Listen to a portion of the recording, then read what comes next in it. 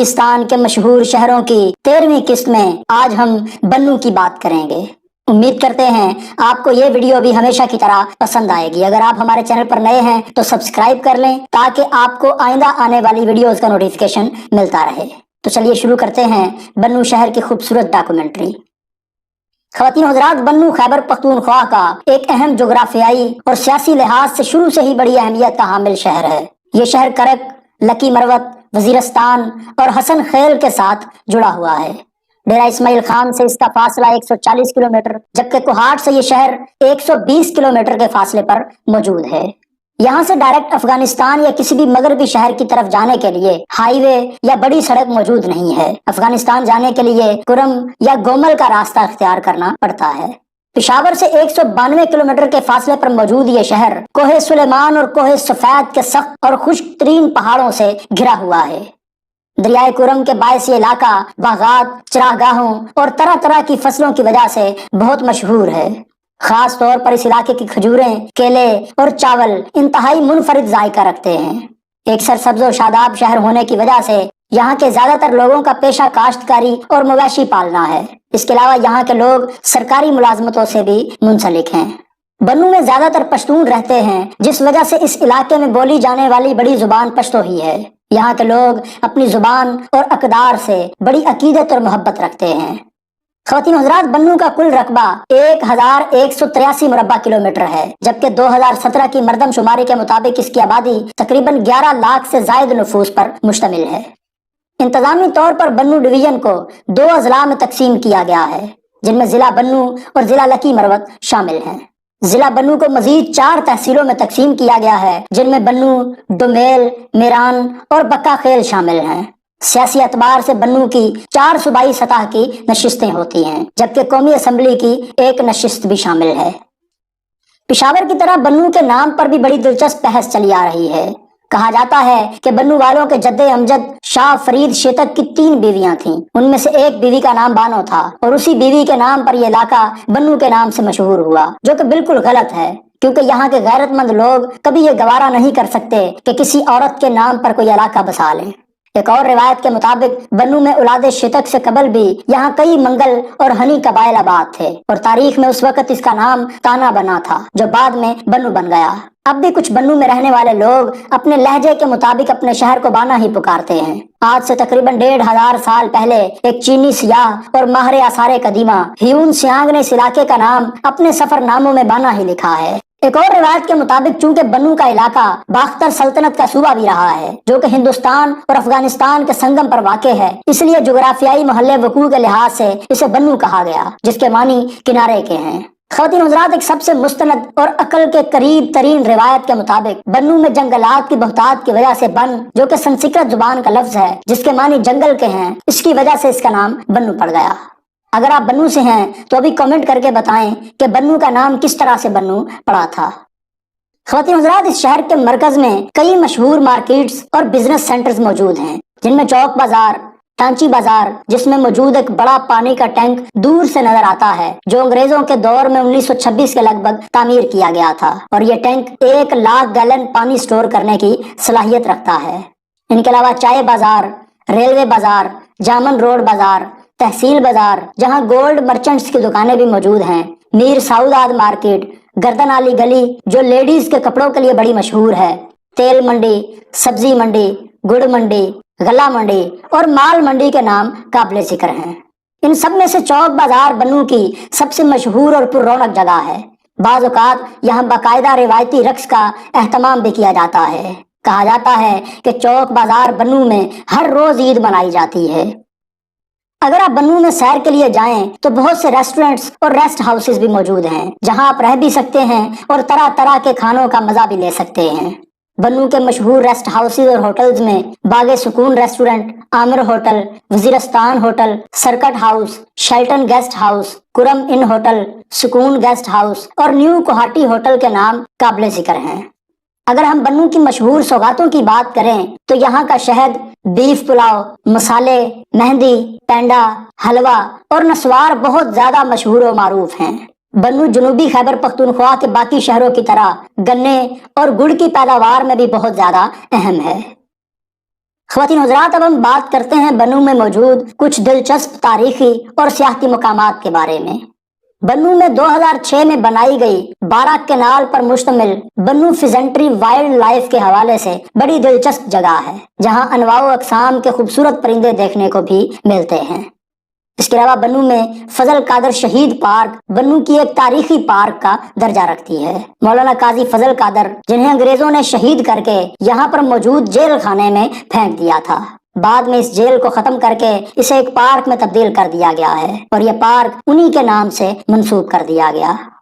بنو میں ایک اور سیاحوں کے دلچسپی کا مرکز یہاں کا ایک چھوٹا سا میوزیم یا عجائب گھر ہے، جہاں جا کر آپ اس علاقے کی ثقافت اور تاریخ سے مستفید ہو سکتے ہیں۔ اس میوزیم کا ماحول بڑا پرامن اور اچھا ہے۔ یہاں رکھے ہوئے کچھ نمونوں سے آپ اس علاقے کی قدیم ترین تاریخ کا اندازہ لگا سکتے ہیں۔ بنو کے ایک علاقے کرم گڑی میں 2 پانی کے بجلی گھر اور ایک ڈیم جس کا نام باران ڈیم ہے موجود ہیں۔ یہ ڈیم 1962 میں صدر ایوب نے شروع کیا تھا، جس سے ایک نہر مروت کینال بھی نکالی گئی تھی، جو لکی مروت کے کچھ علاقے کو سیراب کرتی تھی۔ لیکن اب یہ نہر ختم ہو چکی ہے اور یہ ڈیم بھی مٹی سے بھر چکا ہے۔ اب یہاں موجود پانی کے ذخیرے کو مچھلیوں کی افزائش نسل اور شکار کے لیے استعمال کیا جاتا ہے۔ ان مقامات کے علاوہ بنو میں موجود چوک بازار، دلیپ سنگھ قلعہ، اولڈ بازار، ریاض پارک، درانی یا میلاد پارک، مندا پارک، آکرا کے کھنڈرات، Bannu public ground, garrison park, ladies park, old Tanchi بازار اور باران ڈیم کے نام قابل ذکر ہیں۔ اگر ہم کھیلوں کے میدان کی بات کریں تو بنو کے ایک ہاکی کے کھلاڑی محمد محب کی نسبت سے یہاں ایک ہاکی اسٹیڈیم بھی تعمیر کیا گیا ہے، جس کا نام قاضی محب ہاکی اسٹیڈیم ہے۔ اس اسٹیڈیم میں یہاں کا نوجوان طبقہ ہاکی کی پریکٹس بھی کرتا ہے اور یہاں پر کئی میچز بھی منعقد کروائے جاتے ہیں۔ اس کے علاوہ بنو سپورٹس کمپلیکس بھی کھیلوں کے حوالے سے بڑا مشہور گراؤنڈ ہے۔ خواتین حضرات، تعلیم اور مطالعے کی پیاس رکھنے والوں کے لیے بنو لائبریری بلا شبہ ایک بہت ہی قیمتی جگہ ہے۔ وہ لوگ جو کتاب سے محبت رکھتے ہیں لیکن خرید نہیں سکتے، وہ یہاں آ کر مختلف طبقات علم کی کتابوں سے مستفید ہو سکتے ہیں۔ اسلام، تاریخ، شاعری، سفر نامے، سائنس، ریاضی اور فلسفی کی کتابوں کا ایک کثیر ذخیرہ اس لائبریری میں پڑھنے کے لیے موجود ہے۔ بنو میں بہت سے گورنمنٹ اور پرائیویٹ تعلیمی مراکز بھی کام کر رہے ہیں۔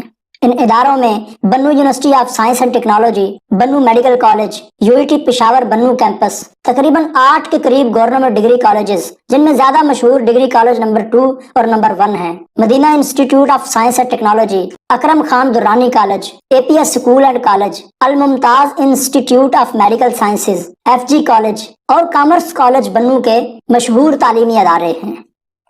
اگر ہم صحت کے حوالے سے بات کریں تو بنو میں DHQ hospital, CMH Bannu, panel hospital, government women and children hospital, civil veterinary hospital, Khalifa Gul Nawaz hospital, BINOR cancer hospital اور نظیف ہاسپٹل کے نام بہت مشہور ہیں۔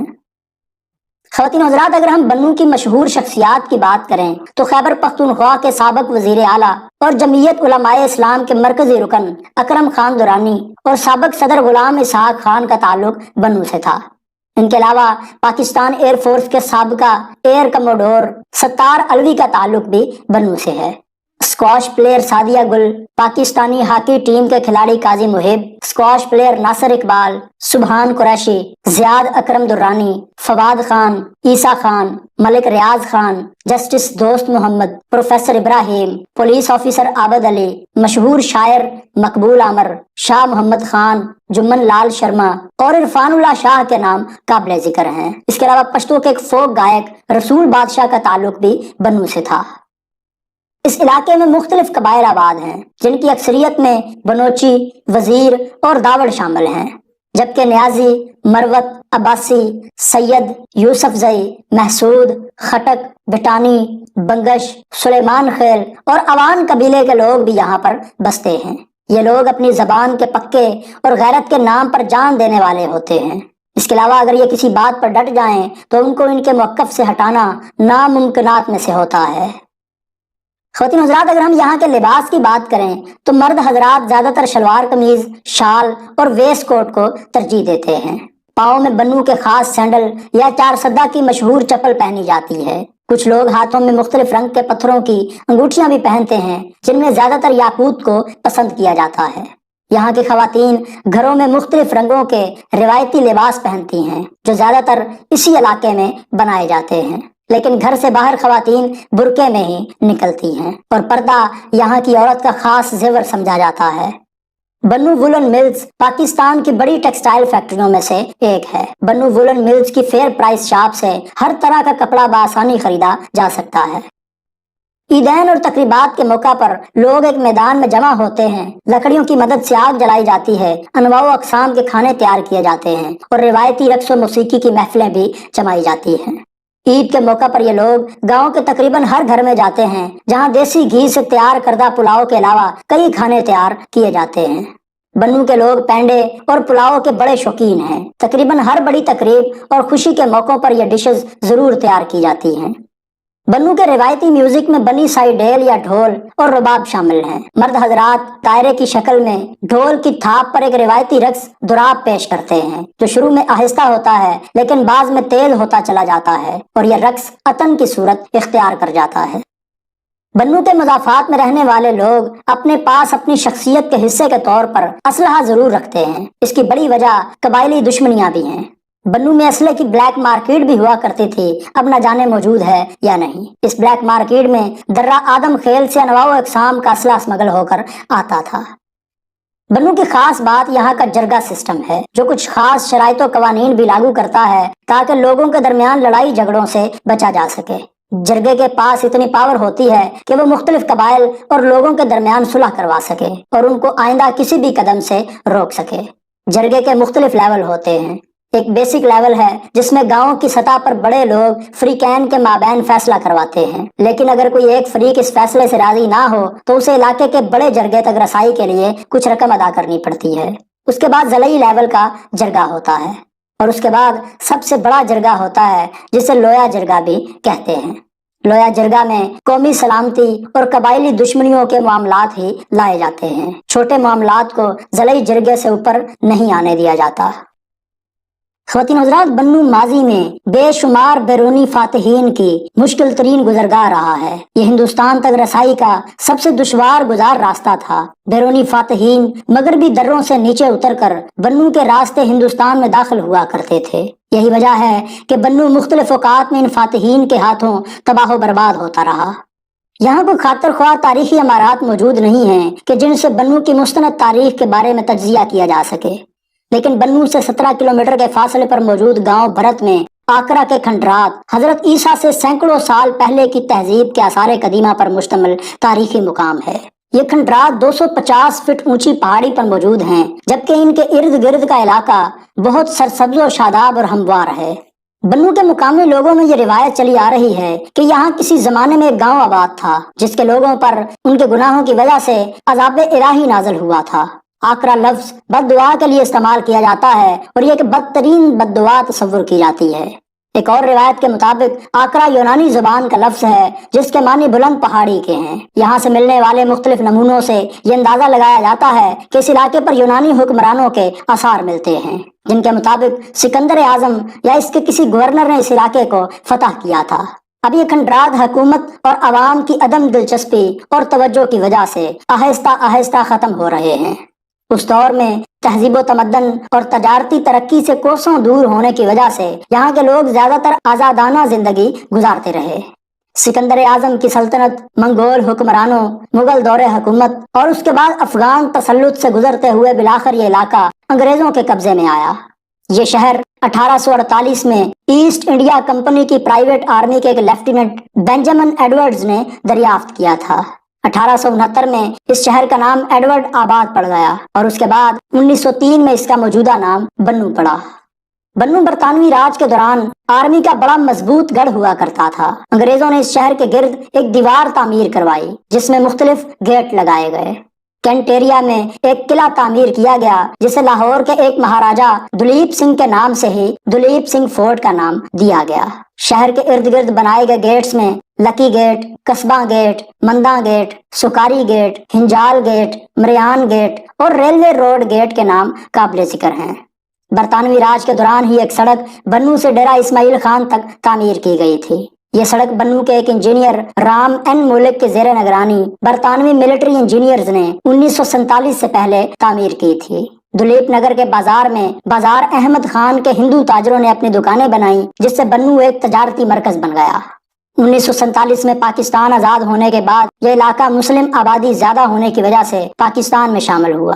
یہاں کے لوگ اپنے وطن سے محبت کرنے والے، وفادار، بہادر اور جفاکش ہیں۔ خواتین حضرات، یہ تھی ہماری آج کی خوبصورت ڈاکومنٹری۔ امید کرتے ہیں آپ کو یہ ویڈیو بھی ہمیشہ کی طرح پسند آئی ہوگی۔ اگر پسند آئی ہو تو لائک اور شیئر ضرور کیجیے گا، اور ہمارے چینل کو بھی سبسکرائب کر لیں تاکہ آپ کو آئندہ آنے والی ویڈیوز کا نوٹیفیکیشن ملتا رہے۔